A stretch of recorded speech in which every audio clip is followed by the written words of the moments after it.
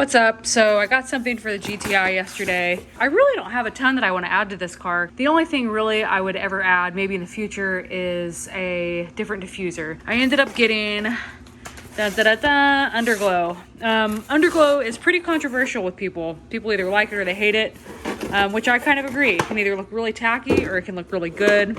I'm hoping it looks good. If it doesn't, I'll just rip it off. It wasn't too big of an investment. I think it was like $60, maybe 57, something like that. But let me get it open, let me string it all out, and I'll show you what all it comes with. But also I got a button.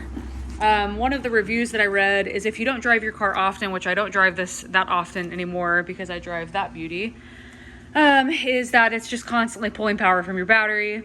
So if you don't drive it for a week or two and then try and start your car, most likely you'll be dealing with a dead battery. So I ended up getting a switch, which is kind of a relay between the unit itself and the battery. That way I can turn it off so it won't be pulling battery or juice from the battery. And when I turn it on, I can actually use the Underglow as it's intended. I'm gonna lay everything out. I'm gonna get the car jacked up on one side, and I'll kind of show you my plan for doing everything after I have everything laid out. All right, here is everything. Here's the Underglow itself, the little strips. They have little 3M tape on the back, which I've heard is kind of sucky. Here's the little power box or whatever. Here's my external switch. It comes with zip ties, which I read in the reviews are crappy, which I don't really understand how zip ties can be crappy unless this just isn't that thick and they break or something like that. Screws with brackets, which I will be absolutely using those. And then a remote that you can put on your key fob or your keychain. And this also has an app. So I'll most likely be using the app. I'll probably keep that in my car just in case I need to use the remote for whatever reason. But it shows me in the user manual as well how to set everything up.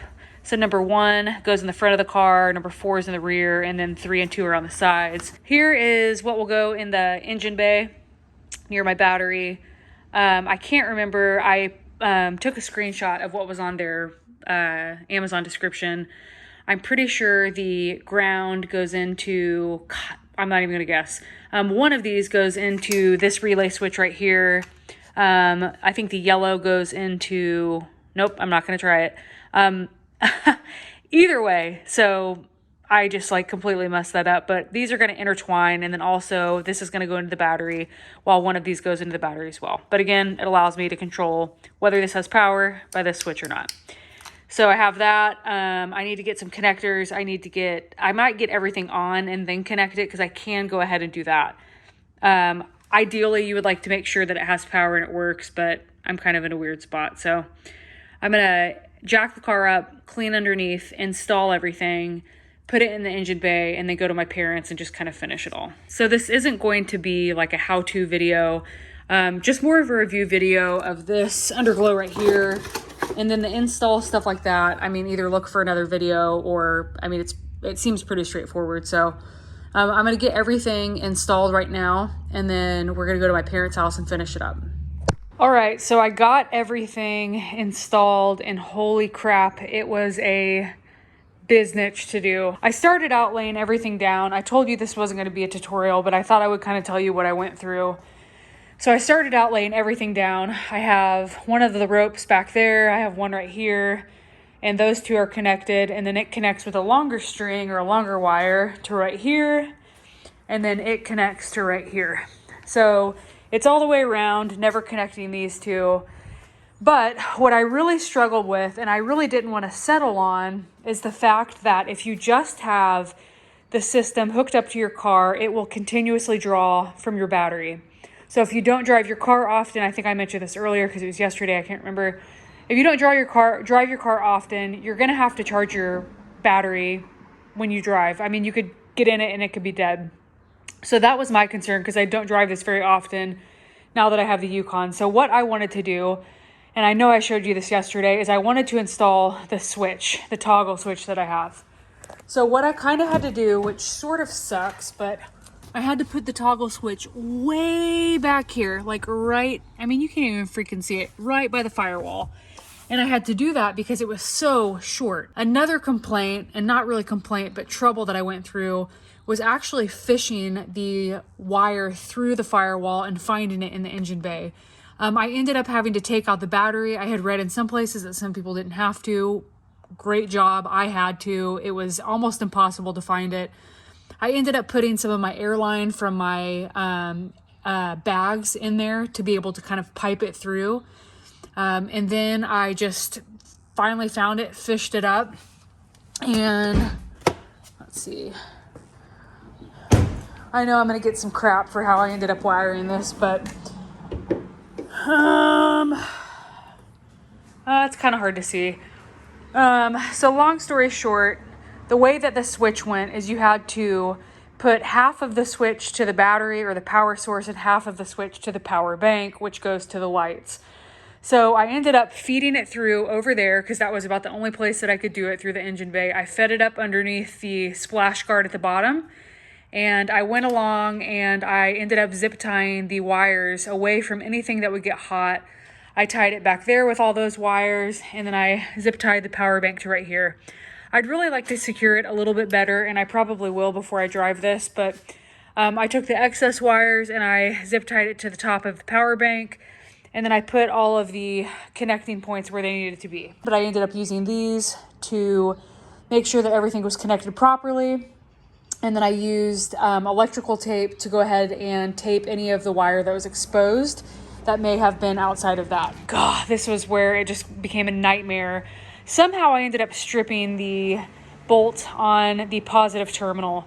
So I had to end up cutting the bolt off with my Dremel and then going to Advanced Auto Parts. Is that what it's called? Advanced Auto Parts? Yeah. And I bought like a $10 bolt that's universal for Volkswagens, GMCs, whatever. So that's what's on there. Worked perfect. And I ended up getting everything situated, lined back up. I went underneath and tucked everything up. You'll notice that, which I'm not really going to show you this, but where I have everything, luckily for me, you know, there were airlines that I could zip tie these to. Not super tight, but loose enough that they wouldn't hang. And then on the other side, there weren't a ton of airlines. I don't know where those are. They may be above like the skid plate. But I just ended up finding things to be able to zip tie them to. Things that weren't going to move with my suspension. So you would never want to put it to something that was going to move whenever I aired up, aired down, because that would pull the wires or make a lot of slack in the wires.